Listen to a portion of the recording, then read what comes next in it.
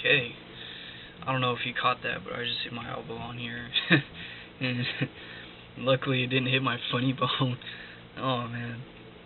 Anyway, you ready for chapter 11? In which the young man and his mentor discuss figures and formulas. The millionaire sat down at the desk and invited the young man to join him. He took out some paper and a pen and wrote some figures. Your formula could look like this, he said. What he had written was, by the end of this year, I will possess assets worth $31,250. I will double those assets every year for 5 years, so that by, and here he left a space, I will be a millionaire. I don't know if you guys could really see it. It's probably a little dark, but it is this part right here. He writes, by the end of this year, I will possess assets worth $31,250. I will double these assets every year for 5 years, so that by, and then he has in parentheses, and here he left a space. So by, you pick the date, you pick when you want it to happen. Then he ends it with, I will be a millionaire. You mustn't confuse assets and income, he told the young man. Your assets are whatever you have left over after your current bills and taxes are paid. Assets can comprise real estate investments, stocks or bonds, savings in banks or mutual funds, gold, art, jewelry, valuable collectibles, and so on. Now, if you want to be a millionaire in 6 years, which is the realistic objective I'm proposing, your formula will have to be set up on this model.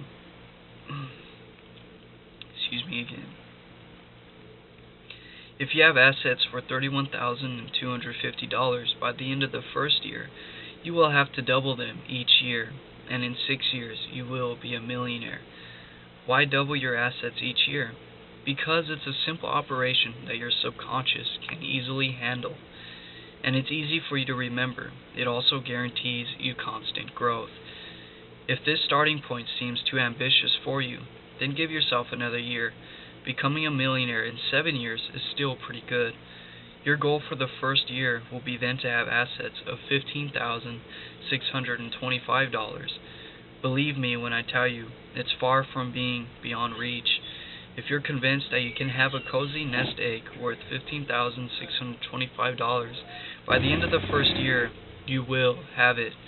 Now, if that still seems overambitious, give yourself yet another year, making a total of 8. Then the goal for your first year will be $7,812.50. Along with your formula and the affirmation, I will be a millionaire on, put the month and year in 6, 7, or 8 years' time.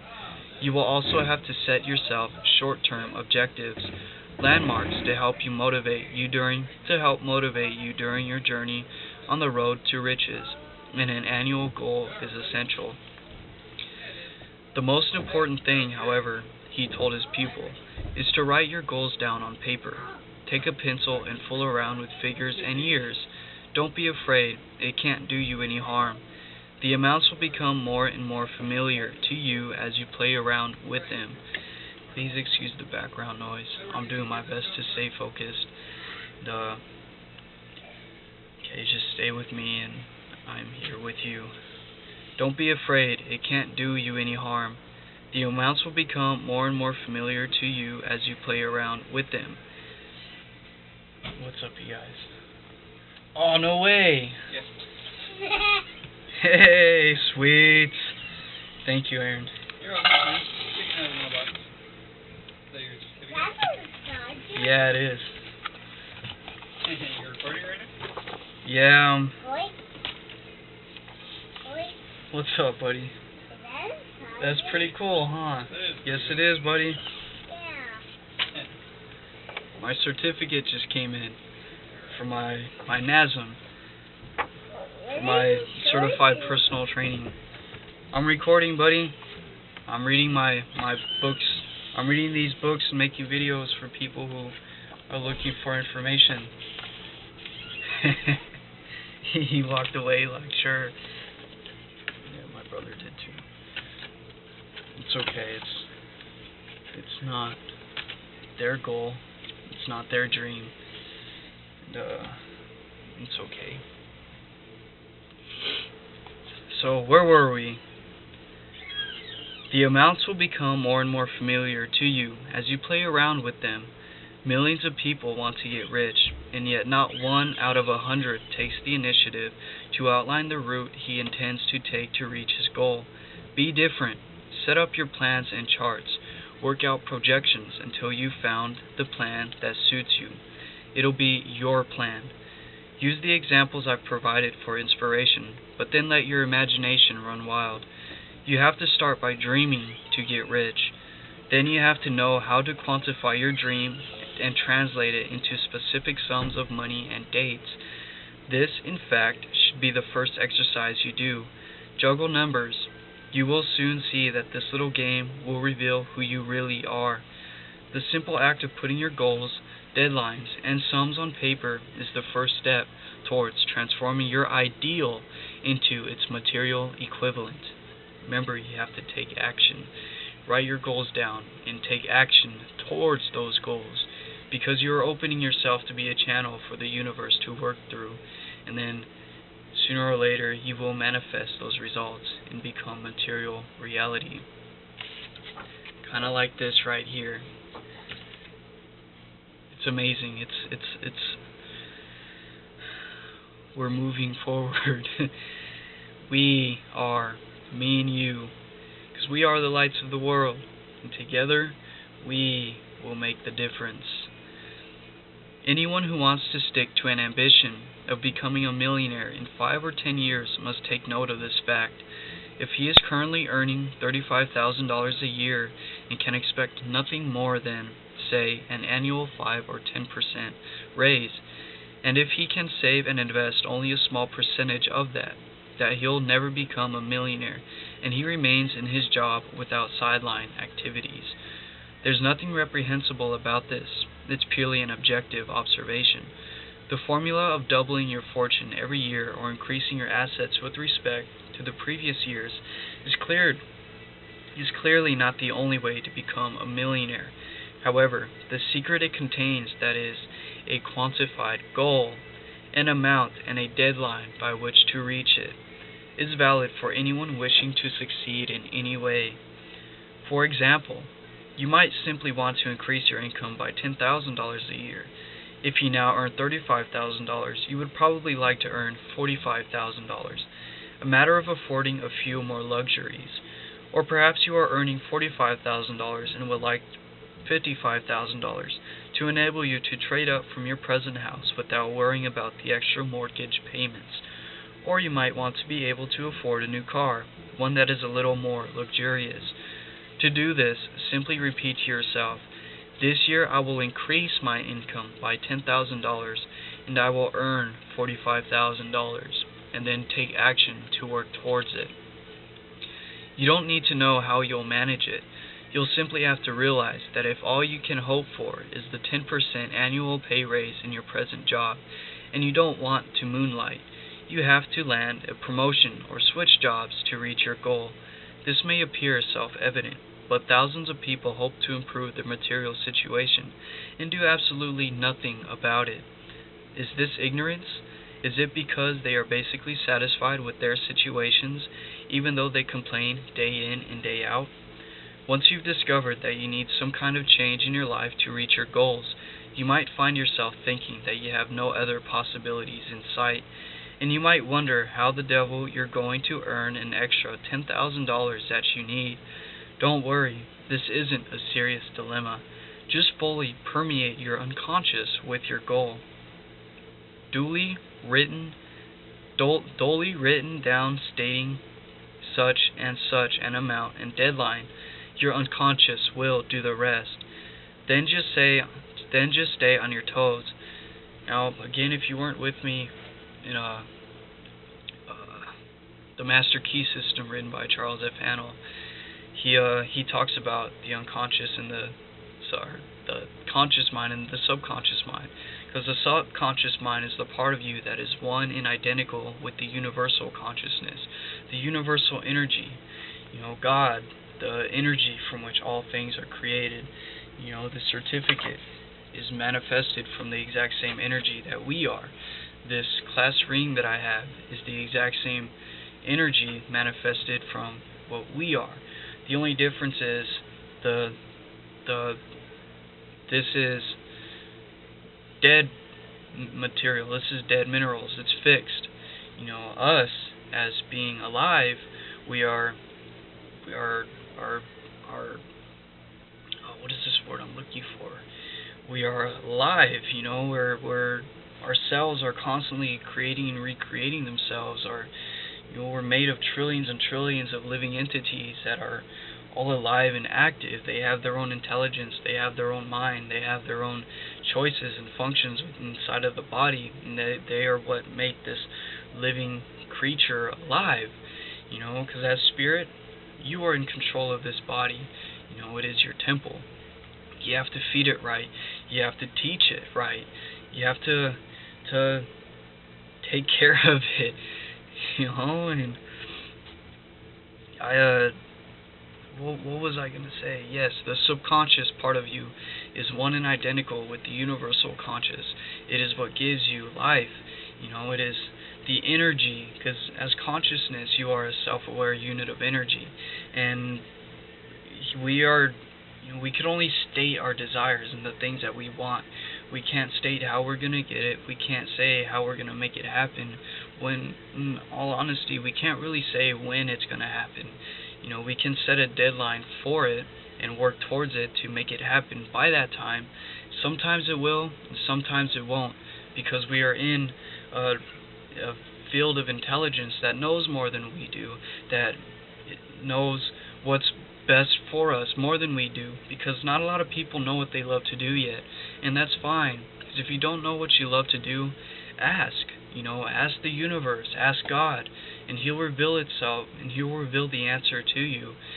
But you need to trust in this intelligence, because He will give you the answer in a sign, in a book, through inspiration, through a feeling. Like, hey, maybe I'll go try this out. And then you do, and then you end up loving it. The universe knows you more than you know yourself, truly.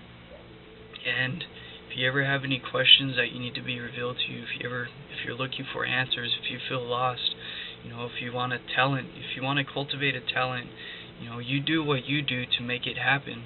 But also, if you want to go somewhere in your life, that if you want to do something you're passionate about, but if you don't really know what you love to do, ask Him to reveal an opportunity for you, because He knows what you would love. He knows what you would love to do. So with that being said, let's continue. Your unconscious will do the rest. Then just stay on your toes, since you become aware that things won't get any better on their own. When an opportunity arises, seize it without the slightest hesitation. Don't let yourself be paralyzed by fear, which prevents so many people from living out their dreams. You know that by doing nothing, you won't get your raise, so you mustn't hesitate to take the steps necessary to achieve your goal. Correctly programmed, your unconscious will work wonders for you. If you've issued it in order to increase your income by 10,000, it will definitely execute it. Remind it daily, so your mission becomes its magnificent obsession. Like a remote control missile, it will overcome all the obstacles in its way to hit its target. What is the target? He continued. When must this explosion take place? The target is $10,000, and the explosion date is a year from now. Such are the magical powers of the unconscious and the quantified objective. When creating your objectives, keep in mind that most people are much too cautious. They don't believe they're worth anything. A few years ago, he whispered confidentially to the young man, I was thinking of hiring a managing director for one of my companies. I worked out that I'd be ready to offer him a salary of $100,000. When the time came to discuss his salary, he told me in a rather nervous, almost imperious voice, I won't accept anything below $70,000. After a lengthy pause, I said, as if I was making a major concession, given your background, $70,000 is fine by me. If he had asked for 80,000 or 90,000, I'd had given it to him. In fact, the way the interview had gone pleased me so much I might have even bumped up the amount to $120,000. So the person I took on lost himself at least $30,000 in a matter of minutes. That's a lot of money. And he lost it simply because he didn't believe he was worth $100,000 a year. I must admit, after hearing him state his salary expectations, I hesitated for a second and considered not hiring him after all. He was in the best position to assess his own worth, and he was telling me that his managerial skills were worth only $70,000, while I was looking for someone worth $100,000. Was I making the wrong choice? The future provided I had made the right choice by hiring him, and I saved a lot of money. His problem was that he lacked self-confidence and underestimated his worth. He gradually dealt with this problem over the years, and it cost me a bundle of salary increases, but they were worth it. What you should remember from this simple example is that I dealt with this manager just as life deals with each of us. Life gives us exactly what we expect from it, no more, no less. We tend to forget, however, that it is generally ready to give us much more than we realize. I've talked a lot, said the millionaire. What do you make of all this, young man? It seems too good to be true, he said. Yet this simple little method, and no other, the millionaire responded, is exactly what helped turn me into a millionaire, and has done the same for all those I've shared it with. As I've said, words are extremely powerful agents. The stronger your character becomes, the more your words you utter will become genuine decrees. Everything you affirm, fueled by deep inner conviction and strengthened by the fires of repetition, will take shape more and more quickly. You have to do the exercise. Nobody can do it for you. You must repeat your formula aloud day and night at least 50 times, and more if you can, even 100 times a day. This is an exercise in itself. The first few times I lay down and counted by tapping my fingers on the floor 5 times with both hands. It takes practice. At first, you'll find it won't be easy. The mind is prone to wonder. After repeating it 10 times, you'll start thinking of something else. Bring your mind back to business and start at 0 again until you manage to reach 50. Because if you can stick to such an elementary form of discipline, you better give up your dream of becoming rich. Sorry. That's the challenge I'm offering you, my young friend, and I know you can do it. All you need to do is persist. Now there's one thing, persist. Persistence. Persistence is what wins. Keep going for it. Keep striving for it. You're going to make mistakes along the way. Whatever your goals are, whatever your dreams and aspirations are, whatever you want to accomplish with your life, you're going to start moving in that direction. Once you get started, that's when you are going to make the most mistakes, and you're going to feel likened to maybe give up, especially when others, tell you like, hey, it didn't work, that one time it didn't work because I didn't do it right. That is when you get back up and try it another way. And then, if that way doesn't work, get back up and try another way. Remember Edison. He failed 10,000 times at creating the light bulb, but he didn't quit. He got back up and he tried again, and again, and again, and then the 10,001st time, he made it happen. And now, we all have light bulbs. Whatever that dream is of yours, whatever that goal is of yours, you have no idea how many lives you will change by making it happen. Persist. Persistence wins. Why repeat the formula aloud? It affects your mind even more strongly. The order you are issuing to your unconscious seems as though it is coming from the outside, and thus sounds more commanding. Say it in a monotone, like an incantation or a mantra. And if you don't know what a mantra means instrument of thought. They're basically mind tools. Now, I don't know if you guys meditate or not, but I meditate every single day, and I repeat the 7 mantras to help strengthen and energize the 7 energy systems of the body. Your chakra systems. You have 7 of them. There's Muladhara, there's Svadhisthana, there's Manipura, there's Anahata, there's Visuddha, there's Ajna, and then there's Sahasrara. These 7 energy systems of the body are what basically constitute your whole entire world within, because everything is created out of energy, and your self-awareness, your consciousness is nothing but energy, and consciousness composes of both the conscious and the subconscious part of the mind. Remember, the subconscious part of you is the womb of creation. It is the world within, and the conscious mind of you is the guidance of this inner world, and also the guardian of the inner world from the external world. You have these 7 energy centers within you, each given to you from the 7 planets, each with their own specific function and each with their own characteristics. I encourage you to look it up in these mantras. When you repeat them, it's Lam, Vam, Ram, Yam, Han, and then Om. Om is for both, resonates with both Ajna, and which is your mind. Your third eye chakra is Ajna, and then there is Sahasrara, which is your crown chakra, which comprises of basically the crown of the head is where the universal energy gets to become one with you. It starts from the crown of your head to the base of your spine, and I encourage you guys to look it up, because when you repeat these mantras, like he's saying, it is your words. You are using these words, and these specific words resonate with the specific energy of the chakra system. I encourage you to try it out, at least to learn about it. Don't just take my word for it. Do the studying yourself. As the Buddhists call it, okay, let's say this again. I'll go ahead and read all that again.